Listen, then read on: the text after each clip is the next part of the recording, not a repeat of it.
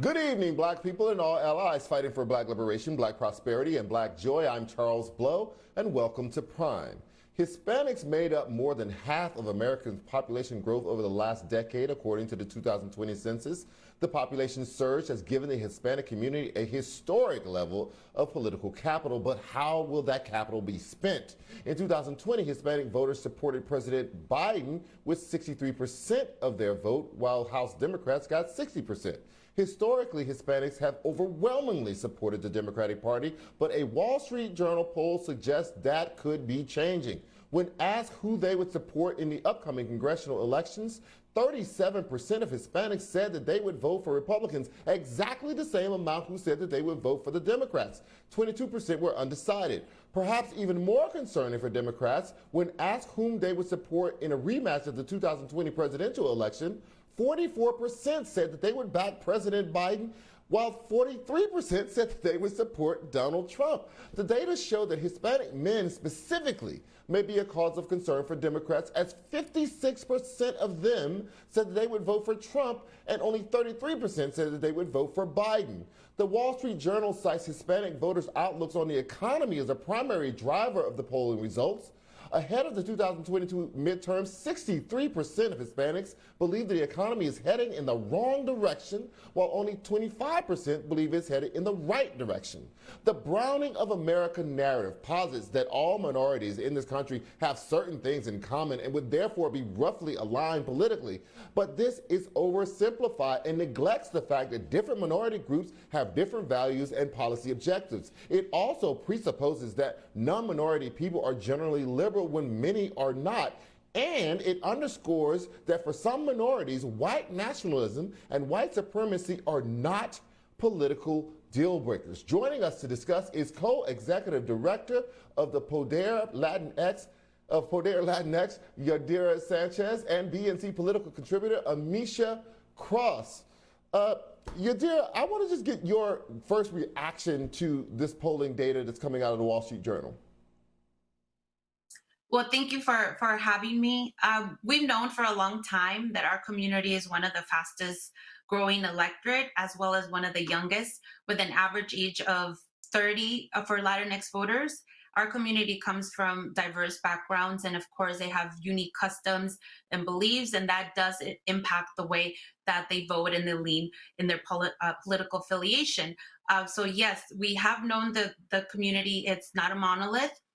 So these results are not completely shocking. However, something that the polling didn't show, the tremendous potential there is to still turn out Latino voters in this upcoming elections and future elections, as 32 million eligible voters. The polling, this polling that you mentioned, only sampled 1,500 voters. So there is still tremendous potential to tap first-time voters, young voters, and Latina voters that tend to vote Democrat and are very much more progressive than Latino men, as you mentioned. So there's still much tremendous potential there of untapped voters. Amisha, to what do you attribute this shift towards the Republican Party away from the Democratic Party? Well, part of it, I think, is a result of, and it's actually an Ecky's poll came out last year that showcased this. For Latino men specifically, it is around not wanting to see regulation in certain industry because there's a fear of job loss. There is a push against certain levels of heightened taxation. There is the machismo that comes along with it, especially associated with some of the rhetoric from Donald Trump that didn't necessarily push Latino men off to the sides. There's the religious aspect of many being Catholic and not standing for or being supportive of abortion rights. There are several things there. And I think we also have to consider the fact, I know that we just mentioned or heard from another guest talk about them not being a monolith. And I think that I would add to that specifically around the countries that many Latinos across this country represent. We know that Colombia, Venezuela, and Cuban Americans tend to vote Republican. We also know that Mexican Americans tend to lean Democrat. I think that it matters to consider that some some Latin Americans are here and we're running away from what they considered or what were socialist countries. And when you have a Republican Party that is appealing to that sentiment, pushing everything that Democrats want to do in this country or the policies that they are working towards as socialism, that type of targeting helps to garner that level of support. But I would also argue, as a Democratic strategist, Democrats have not always done the best job of outreach to Latino voters. Republicans have noticed over the past few years, specifically in places like Florida and Texas, that the bang for the buck is not the Black community. It is making sure that you make inroads into the Latino community. And that means translating a lot of their rhetoric into Spanish, something just that plain and simple. Investing in Latina outreach campaigns that are specific to television. And they've done that in many cases 4-1 as it relates to Democrats in some of those same areas. So I think that there's definitely an outreach apparatus that has been used in the Latino community by Republicans that Democrats have not matched. Right.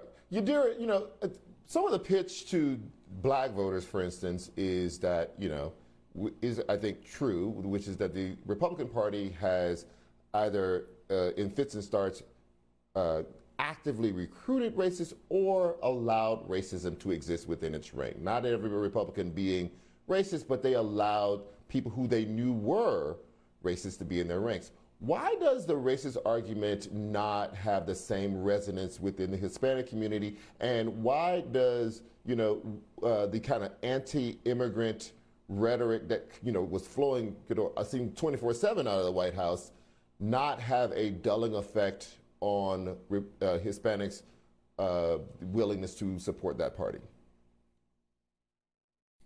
We have seen the Latinas and the youth these issues do impact this segment of the constituency.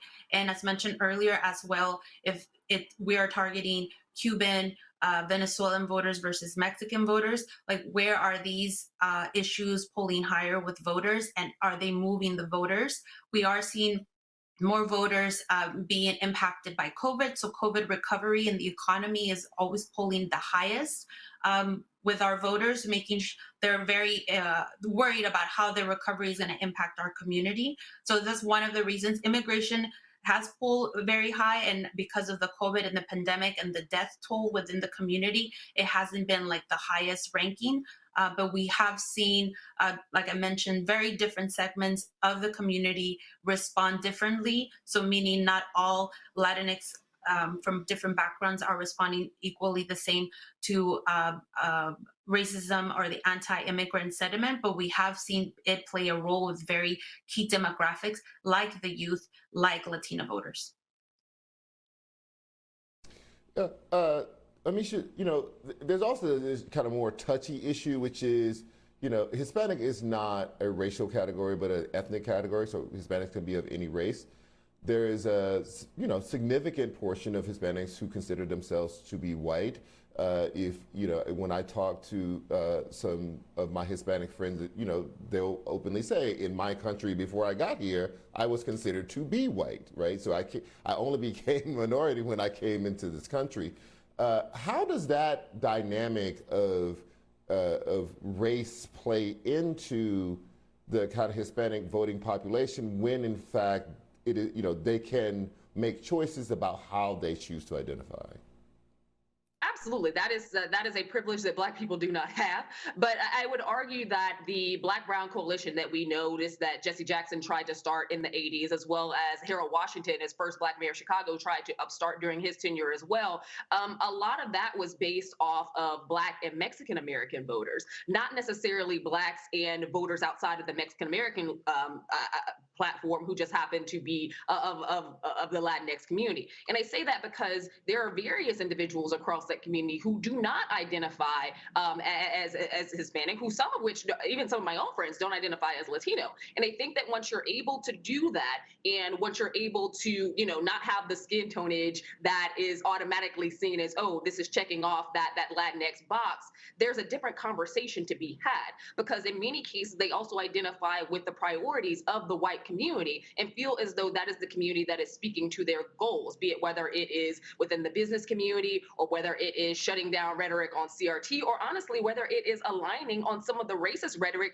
that we've even seen against immigration. That's always been very confusing to me as a Black person in this country, to see people who are also minorities who do not stand up and fight for immigration or immigration reform, or don't see that as an issue of theirs. But I think that there's something to be said about Latinx individuals who view themselves as white, check off the white box, and honestly don't feel like civil rights or advocacy or any of the pushes for social reforms honestly have anything to do with them. Yadira, before we go, I want to give you a chance to also respond to that. You know, the question about whether or not in a society that is, undoubtedly anti-Black in many ways, where whiteness is privileged in some ways, whether or not for some people whiteness can be aspirational, and when you are able to choose, that some people may choose to align with that identity, and when you have that comes to politics, the Republican Party is overwhelmingly a white political party.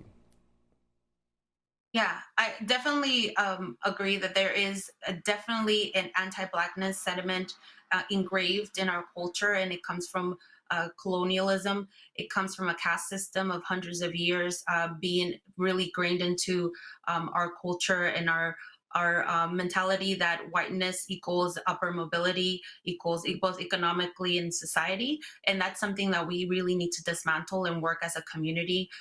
There's a lot of education that needs to go into as well when understanding these issues, how a lot of the issues that the Black community faces, the Latino community also faces, and really bridge a uniting front.